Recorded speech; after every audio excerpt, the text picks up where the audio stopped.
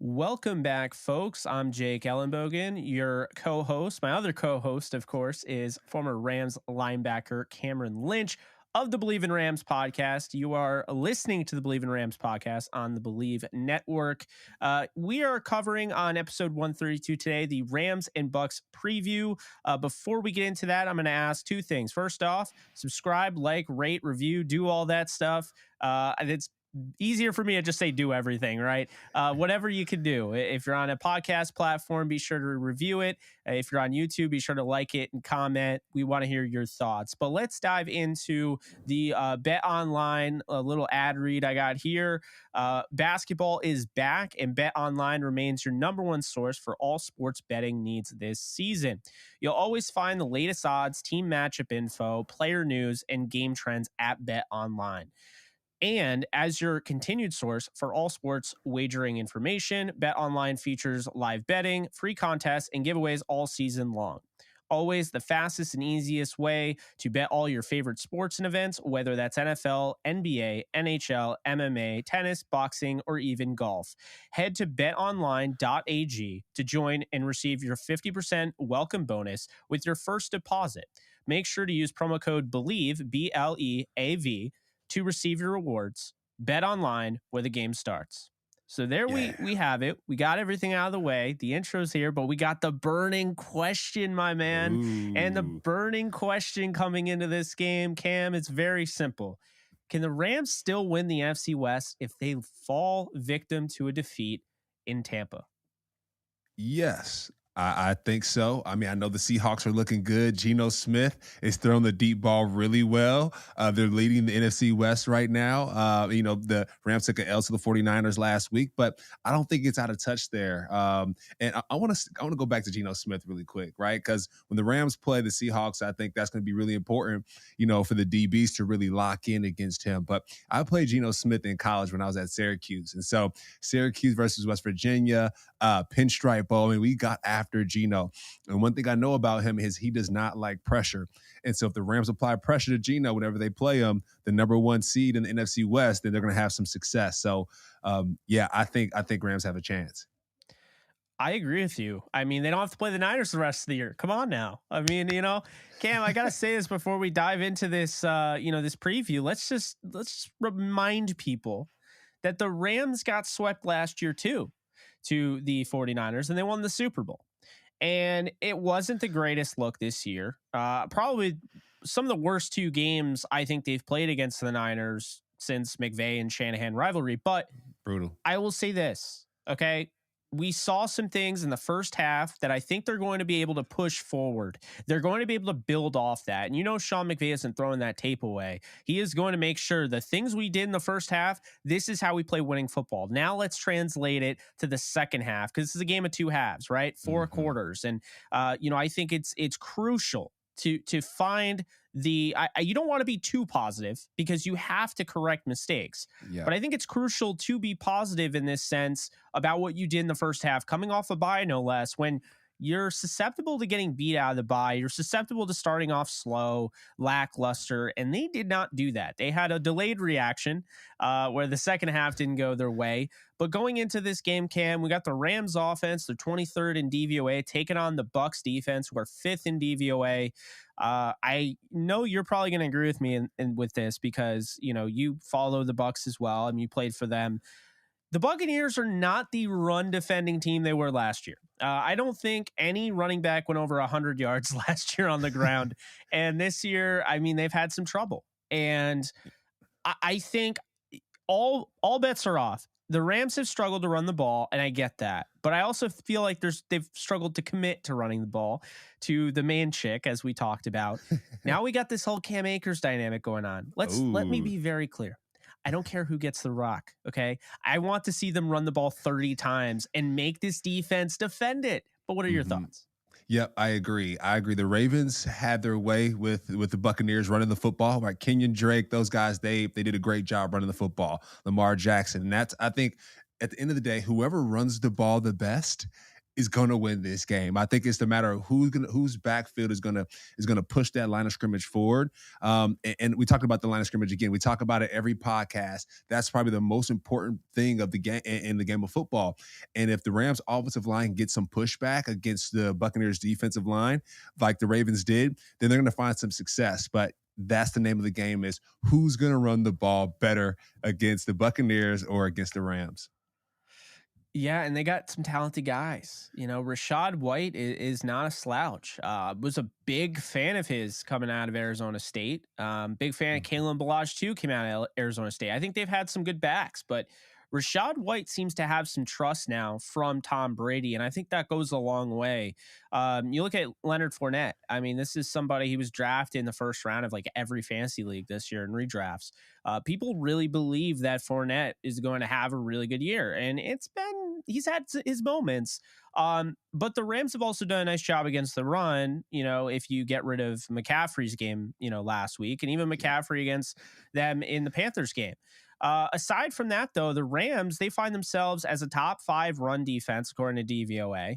And I think when you look at why, I mean, yeah, maybe they're sacrificing some pass rush, and we've talked about that, but they have guys like Justin Hollins and Leonard Floyd that are, premier edge defenders as defensive guys that can stop the run. I think that's really key there. I think they're definitely gonna have to stop the run for the Buccaneers. I think the Rams, and I will kind of go back to what I was saying about whoever runs the ball. I do have an issue. I don't think they should trot Cam Akers out there into a feature back role. First off, I don't think he's earned it going into this game. He's averaging less than 3 yards per carry. I think you got to see more Henderson, but man, I'm going to sit here and I'm going to say it over and over again. Kyren Williams, you got to get that guy going this week. I understand they want to take it slow. No. Okay. I heard Jordan Rodriguez came on DTR and basically said like, he's ready to go. Like you could tell he's fired up. Right. And this guy, what he did at Notre Dame, the only issue I have with Kyren is the 8 fumbles in 2 years. That's the only issue. The speed I don't care about. LeGarrette Blount, he ran a 4.7. His speed was fine in the NFL. I mean, he still was running by guys. I don't think Kyren's speed's an issue. I think the fumbling's an issue, but we haven't seen that kind of present itself in the NFL. That might change. But one thing we know for sure, Cam, is that he can pass protect just like Henderson. He's a former receiver from high school, so he can receive just like Henderson, and he can run the ball just like Henderson. So I think when you have those two in a timeshare, then maybe sprinkle a little Ronnie Rivers in there. I mean, now you're not tipping your hand as much. Now the defense has to defend everything. Whereas if Cam Akers is out there, well, he can't really pass protect on the level of those guys. So you have to imagine, okay, Akers is in there, they're probably going to run the ball. Yep. And then Henderson, right? We talked about him becoming the main chick, right? Yes. Last game, I know he was sick. You mentioned it before, like, hey, unless it's the flu game, unless you're Michael Jordan, like, I don't want to hear that. So hopefully he has some time to recover and get ready to go. But we need Henderson to go from that side chick role, now that he's not sick, to the main chick role, because he can do it all. He's Mr. Consistency. And so then when you add in different tandems of different backs, then you're able to have some success. And I was watching the Buccaneers and Ravens game again, and they have the same issue that the Rams does when it comes to the run game. The run game sets up the pass game. And a lot of the broadcasters were talking about it on Thursday Night Football. They were like, you have to be able to run the ball. So then for Tom Brady, you have to be able to run the ball to open up the pass game. Tom Brady does a great job of passing the ball over linebackers specifically. And it hurts my feelings a little bit because I'm a linebacker myself, but he does a great job of having guys commit to the run and then finding those little pockets right over the middle, similar to what Jimmy Garoppolo did, right? A lot of his passes were right over the middle. Tom Brady, the same. There, a lot of his successes right over the middle. And so for the Rams, what they have to do, like you said, stop the run like they always do, but also know that they're playing against Tom Brady. I mean, the guy is the GOAT. So the run games will be crucial for success for both teams, the Buccaneers and the Rams. I play for both, so I don't want to lean too far on the Buccaneers side. You know what I mean? But I got to show them some love and show keys for success for both teams. No, absolutely. And I definitely agree with that. I think they got to get the play action passing attack going. I mean, when, Sean McVay's in his element and Matthew Stafford is, it's when they're in play action. Matthew Stafford's rolling out to the right. And it's just, I mean, it's like Madden at that point where you have a guy streaking down the field. Like, oh my God, here it goes. We saw that against Tampa last year. I think it was week 4, Cam, at SoFi Stadium. It was Deshaun Jackson who came down with the rock. I want to see more Tutu Atwell action, but I can tell you right now, I Hmm. definitely need to see more Van Jefferson because 0 Hmm. targets needs to get better. This is a guy that had 800 yards last year in his second season, and I think he's got enormous potential. Can be a 1,200, 1,400 yard receiver if given the opportunity. He didn't really have much of a training camp, so I understand if they want to, kind of go easy on him, but I think you have to have him out there, and that's what they did last week. They opened up the deep crosser. I think it was like a 30-yarder to Cooper Kupp. That was because of Van Jefferson stretching the field. We talked Hmm. about the field stretcher and how important it is and how much it really does affect the defense. You saw it in action against the Niners. So you want to see more of that. You want to exploit the Bucs inexperience at corner. And the reason I say that is because they're starting a guy who is a draft crush of mine in Zion McCollum, who I think is going to be Hmm. an absolute stud, but he is so inexperienced, and you can tell. Yeah. In addition to that, I think when you looked at these guys on the Rams that can generate missed tackles, you talk about a Cooper Kupp, a Van Jefferson, Kyron Williams, if he plays, it just generates a ton of missed tackles. This is a team that did not tackle at all last week. They gave up 20 missed tackles. 20. Ooh. I mean, that's insane. You're not going to win any football game. I can't even believe they were even in it. I mean, giving up Hmm. 20 missed tackles, that's ridiculous. So I think the Rams definitely have to take advantage of that. And I think that they have to take advantage of the fact that Shaq Barrett is out. And, because Shaq Barrett's out, that means a guy like, Nelson will be in there. Joe Tryon Shoyanka, guys like that are going to have to step up. And I do think that presents an opportunity for the Rams, not only their pass protection, which has been better, by the way, but in the Hmm. run game as well. Maybe you run to their side, make them beat you at defending the run. I think there are definitely a bunch of avenues that both these teams can go. And I wouldn't be surprised that either team pulls out all the stops. They throw some trick plays out there. This is kind of a crossroads for their season. I mean, you win this game, and I think, you mentioned it, that you think they can still win the NFC West if they lose this. I think so too. But Tampa, I don't think can win their division if they lose this. I know they have the tiebreaker to the Falcons, but things are getting bleak for Tampa. They need this game. Desperate teams are hard to beat. And right Hmm. now, luckily for the Rams, they're just as desperate. So I think they're both going to be pulling out all the stops. And I think it's going to be a more explosive game than people are giving it credit. I wouldn't bet the under. I'm just going to say that right now. I would not bet the under on this one because I think it could go either way. But we're going to move on to your side of the ball, the defense. What are Woo. your thoughts initially, just talking about the Rams defense, 13th in DVOA, taking on the Bucs offense, 18th in DVOA? Yeah, I mean, I'm gonna say it again. Bobby Wagner, superstar play. I'm waiting for it, right? Because I'm like I said, I'm a little biased. I played linebacker. I'm seeing Levante David make big plays against the Ravens. I know they didn't get the W, but those guys are making big plays, pass breakups, almost interceptions, tackle for losses. Bobby Wags. I want to see a pick six game, Jake. I want to see something in say strip sacks, something just that can just fire the crowd up for Bobby Wagner because while I was playing, he was that guy. He was Mr. Consistency. He was making every tackle that he came across, and so I would like to see Bobby Wagner go off this game, and also too when it comes to the safety play for the Rams. We talked about it last week, but the safety play for the Rams, it has to get better. It has to get better. And you're playing against Tom Brady. Hey, like no matter how bad the Buccaneers are doing, they have to play their best game of their lives because at the end of the day, it's one of the better players that I faced that anyone has faced if you put on pads, and they have to know that they'll get demolished if they don't. So stop the run, right? Whoever runs the ball the best is going to win this game. So stop the run like the Rams been doing. Bobby Wagner make big plays like you've been making, and just know that the goat is lined up across from you.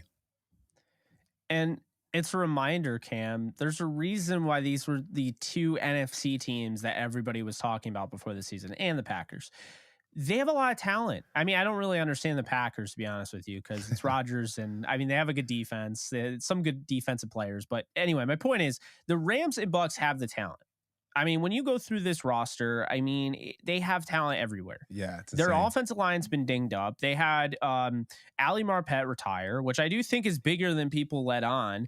And I said that coming into the year. Russell Gage has been hurt pretty much all year. He's been battling injury. Julio Jones they added, which looks great on paper, but he's not the same Julio of old, and he's still dealing with issues. You talk about Chris Godwin. Love the guy. He's a fantastic talent, but he's been dealing with issues. You have all sorts of injuries going on. Now you lose Shaq Barrett probably for the year, I would imagine. It's been a lot for them. They've gone, and no one is going to feel sorry for them either, because that's just the way the NFL is. Gronkowski isn't there. They're now down to their 4th round pick, Cade Otton, who I think the Rams defense definitely has to look out for, because I think not Sean McVay, Tom Brady has been developing a connection with him, and Tom Brady and Aaron Rodgers. I'll say this: there's not one quarterback compared to those two that are like, you have to earn it. Like, just because you wear the helmet does not mean I'm throwing you the ball. And we see that all the time. Aaron Rodgers is like, there'd be a guy open on the other side of the field, wide open, and he could easily get it to him. But he's like, but are you going to catch it? I mean, am I going to throw a bomb to Christian Watson 50 yards down the field, have him drop it when he's wide open against the Vikings to open up the season? Am I going to go back to him, or am I going to go to Randall Cobb, who I'm used to throwing to? Am I going to go to Romeo Doubs, who is also a rookie, but he stepped up on a bigger level? It's the same thing with Tom Brady. These guys got to earn their keep, and that's the thing. When you look at those quarterbacks, they might be scrutinized for being, kind of more, picky. But it's like, hey, I'm throwing you a good ball. You better freaking catch it. You're in the NFL, So I do think, now you see Cade Otton. He's starting to develop a connection with Brady. Guys like Scotty Miller. I mean, just Johnny on the spot, right? I mean, you have to worry about guys like him because, look, it doesn't matter who has the rock. If Brady connects on some of those throws and these guys can get open, I mean, they can do some damage. And when you're going up against this bend, don't break defense, it's almost like I understand it, but you kind of like you mentioned, it's similar to Garoppolo this week. They might have to be a little bit more physical, and kind of play up a little bit more. I think Brady is going to test you deep down the field. Absolutely. He's going to throw a deep ball to Mike Evans. I would imagine at some point in this game, maybe a Chris Godwin, maybe they go with a wheel route to Rashad White, get him involved. But definitely Brady is going to test a seam buster over the middle to Cade Otton. He's not afraid to throw deep down the field like Garoppolo is. But Brady will hit you with the 1,000 cuts that you bring up. I mean, death by 1,000 cuts. So the Rams have to be able to prepare for that. And you're absolutely right. I mean, Bobby Wagner, they need to use him creatively in this game. He needs to step up. I think he has this year, but not on the all-pro level, like you've mentioned, that he needs to. And then Leonard Floyd, let's see him build off last week. We talked about before, I believed Leonard Floyd was the X factor in that game on the defensive side. He had 2 sacks. Didn't matter. They lost 31-14. Let's move on, build off that performance. I want to see Leonard Floyd get to Tom Brady in this one. Yeah, you know what I'm looking forward to? The matchup, the Jalen Ramsey and Mike Evans matchup. That's going to be like a heavyweight fight right there. Because like you said, Tom Brady's going to go deep to Mike Evans. I watched the Ravens game. Tom Brady threw about 6 to 7 deep balls to Mike Evans, whether he was double covered, whether he was open or not. And so Mike Evans still has the skill, still has the speed to get open. And the matchup with Jalen Ramsey is going to be, get your popcorn out. Get your popcorn out. Get ready to go, because that's going to be a great matchup. And then also, too, you got Aaron Donald. Let's not forget about Aaron Donald when it comes to getting to the quarterback, and especially Tom Brady. Just know Aaron Donald's ears are going to be pinned back just a little bit more compared to the rest of the quarterbacks that he's faced. It's going to be just a little bit more for Aaron Donald. And then you go to the Buccaneer side of the ball when you go to Vita Vea, right? Blocking a guy like that. I mean, there's so many things to account for. But at the end of the day, the matchup to watch is going to be the Jalen Ramsey, the Mike Evans show. I'm excited to see what's going to come from that. I don't know if they're going to be boxing out there on the field. I know they're going to be talking mess, but it's going to be something to see. It wouldn't be the first time Mike Evans got involved in a little skirmish at some point this year. The Saints game, as everyone can recall. I'm really worried about the running backs. They play it off Mhm. of Christian McCaffrey so much, and I understand Rashad White is a third round pick. He's not Christian McCaffrey. I mean, it's not like he can't become one, but he's not him right now. And Leonard Fournette, I think, is an underrated pass catcher, which really makes no sense because I don't think that's what we saw at LSU. He's really developed as a pass catcher. Mhm. Um, but here's the thing, though: if you're going to give him that much space, you and I, we could be playing the running back spot right now, and when we're gonna go off for some yards because you're giving them all that real estate. Anybody is gonna, and then you give them a head of steam too. So I'm Mhm. catching it and I'm on the run. Now I have a head of steam and I have the momentum. I can push forward. I mean, maybe not me. I'm getting blown back 50 feet, but you know, but you know what I'm saying? It's like you got to play up a little bit more. I want to see better coverage on the line on the running backs because they can be the bailout method. I mean, this is a Mhm. team that they get them to third down and 14, and Rams fans are sitting there like, please don't give up 15. And then they give up 15 every time. It never fails. So that is something to look out for. Don't let Godwin or Evans beat you over the top. And the Bucs have only allowed 7 sacks all season, but teams have Mm. still found a way to beat them. So Mhm. the Rams have to find a way to beat them. They have to figure it out. Yeah, okay, 7 sacks all year. They've only given up. That's really good. But find different ways. If Brady's getting the ball out quickly and you're tackling, you're not missing tackles, and it's only 2 yards, you'll take that. That's a one that you won that rep. So Mhm. that is something to keep in mind. I also want to see him come down with interceptions. Jalen, you dropped 2 last week. Come on. Mhm. Let's see some interceptions this week. Yeah, yeah, we need those, right? Rams defense needs those turnovers, and it's going to go down to the fourth quarter, as we know. The Ravens game, I know like the Buccaneers were blown out by that time, but Tom Brady brought the game back from like 22 to 27, and so just know for these guys, it's going to be a 4-quarter game. You got to get turnovers, you got to stop the run, and going back to Tom Brady's piece of just death by 1,000 cuts, right?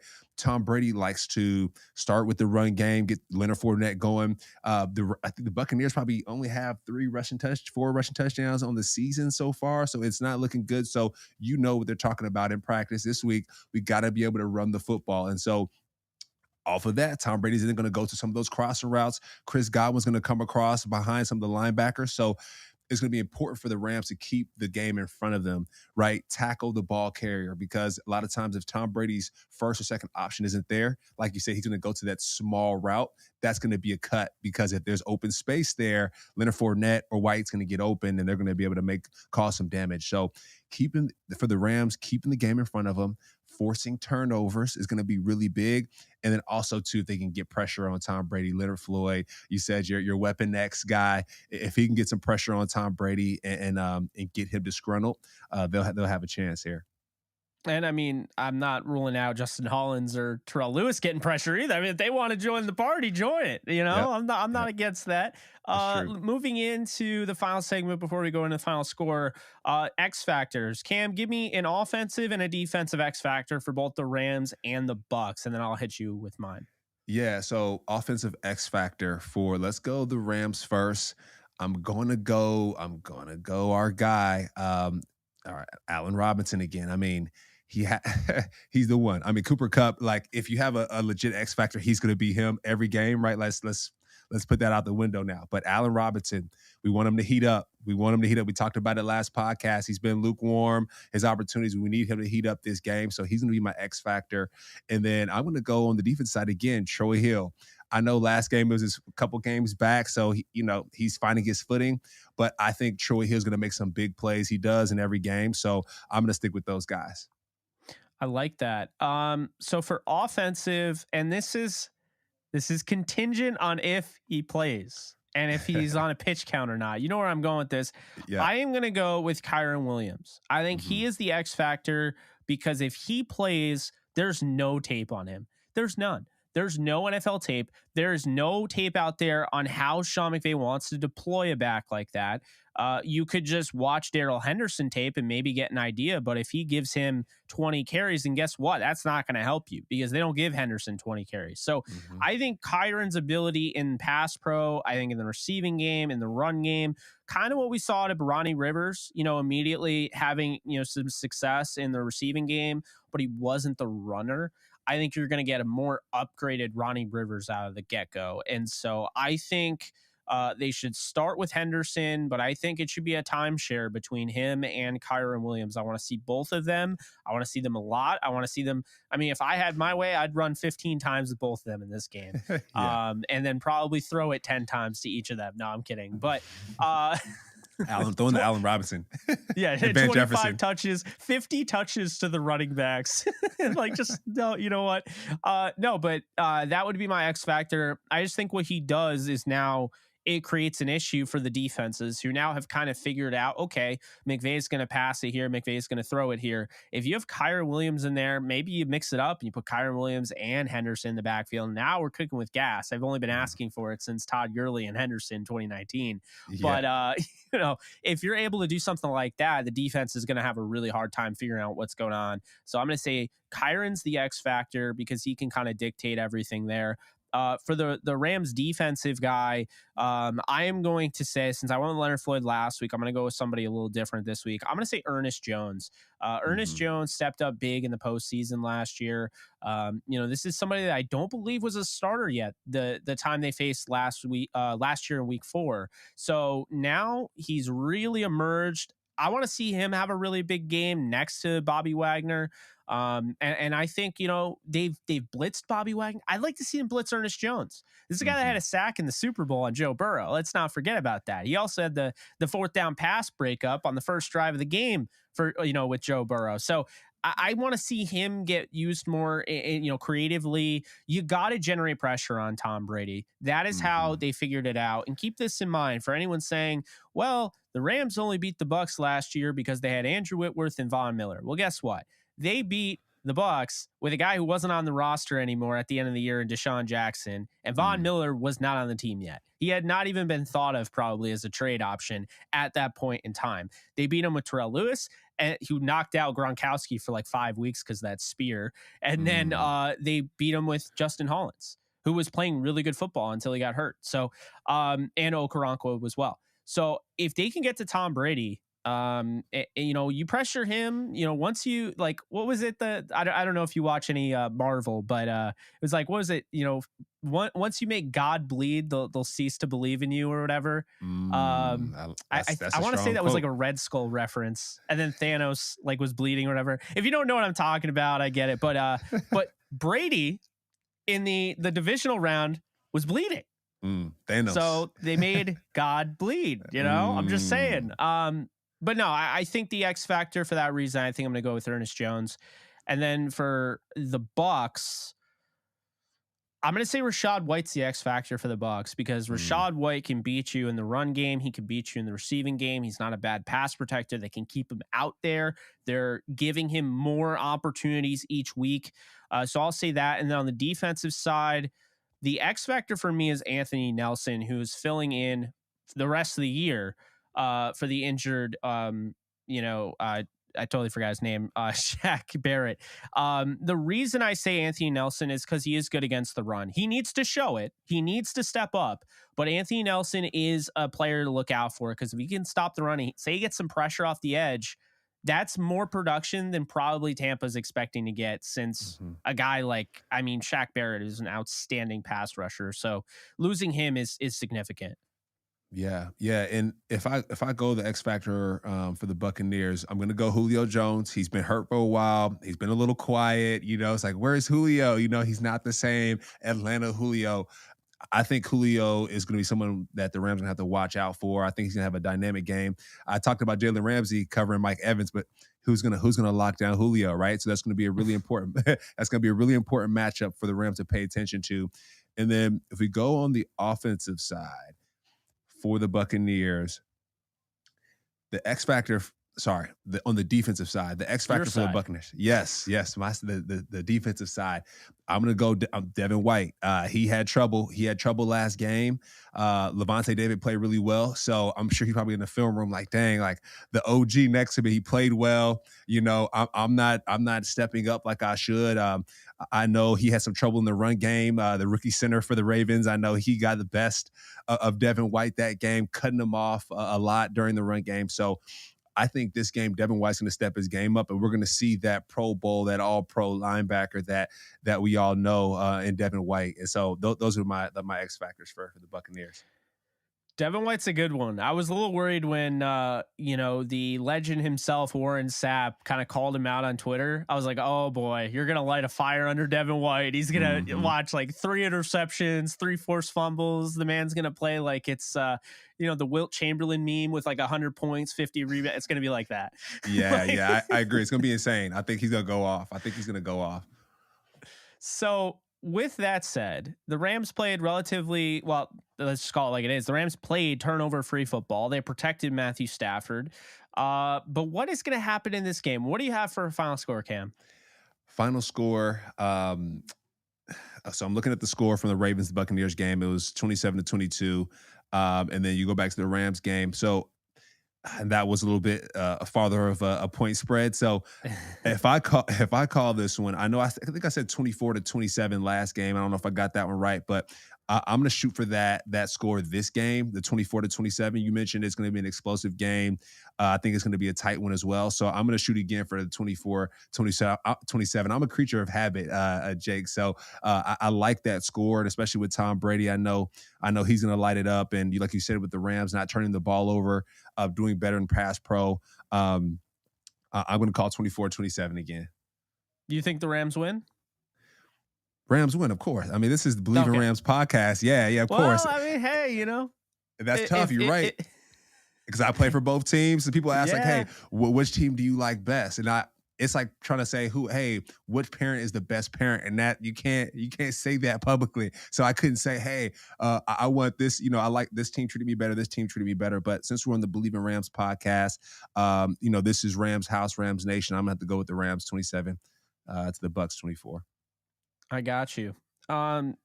Man, right after they lost to the Niners, I wanted to pick the Rams to lose this game because I was just like, I was all upset, But, it's the overreaction Monday, right? You get it over with. We had the podcast. I kind of talked myself into it. I know they didn't make any moves, and that's a little bit of a shock that we didn't really talk much about, but it's okay.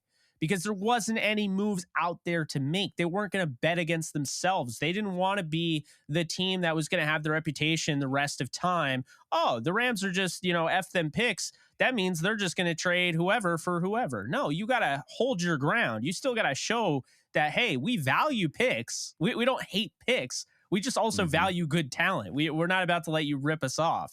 So I like that they stood pat. I don't think, if they went for Brian Burns, it wasn't going to happen. That's who they wanted.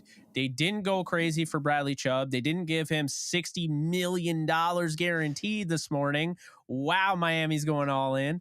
But I'm okay with it because the Rams are going to win this game 30-23. They're going to get the offense going. They're going to get the pass rush going. Believe it or not, that was a little bit of a spark. Leonard Floyd, 2 sacks. Once you get sacks, everyone else gets sacks. You talk about Greg Gaines getting a sack. Aaron Donald didn't get one last week. Aaron Donald's due. So Aaron Donald could go off. You have Leonard Floyd coming off the edge. I haven't been overly impressed with Donovan Smith's play as of late at left tackle. So, maybe you get Justin Hollins. Maybe they just say, screw it. Like, all right, Donovan Smith's struggling. Let's just put Aaron Donald there. Let's just have him line up at the edge. We've seen that. He's had some success there. So, I expect kind of more of, building off of last week, but I think the offense is going to get going. I think you're going to be seeing a lot of Van Jefferson opening up other plays over the middle to, a crosser, whether it's Allen Robinson or Cooper Kupp. And I think the run game, I think they're going to utilize Kyron Williams. I think they're going to utilize Darrell Henderson. They might use Cam Akers a little bit, maybe some Ronnie Rivers. And I think at the end of the day, we're going to start to see a woken up Rams team, a woken up Sean McVay. and a Rams team that's hungry. And you know, they've now been humbled way too much. There's no longer any humble pie. Okay, you've Yeah. been humbled now 4 times. Get over the humbleness and start winning football games. Yeah. Let's I go. think the Rams get back on the high side, 30-23. And what does that mean, Cam? After all that trash talk the 49ers fans are doing to me and every Rams fan, I Bleav the Rams, the 49ers would be tied at the same record, if I'm not mistaken. Yeah. Isn't that Yeah. interesting? I was told they were way out of it. The season's over. No, they got 10 games. Okay. Yeah, long season. It's not over. It's a long season. Yeah, it's a long season. Like you said, vamos Rams. It's time to go. No more humble pie. You know, no more sitting back. Vamos Rams. Vamos Rams, indeed. So we both have Rams victories. We both have the Rams moving to 4-4, and the Bucs in some trouble. So that's gonna do it. Appreciate you. I'm Jake Ellenbogen. He's Cameron Lynch, and this has been Bleav in Rams, episode 132. Be sure to subscribe, like, comment, and review. And check us out on Twitter at JKBogan, at Cameron Lynch 50. We're out. Later, folks.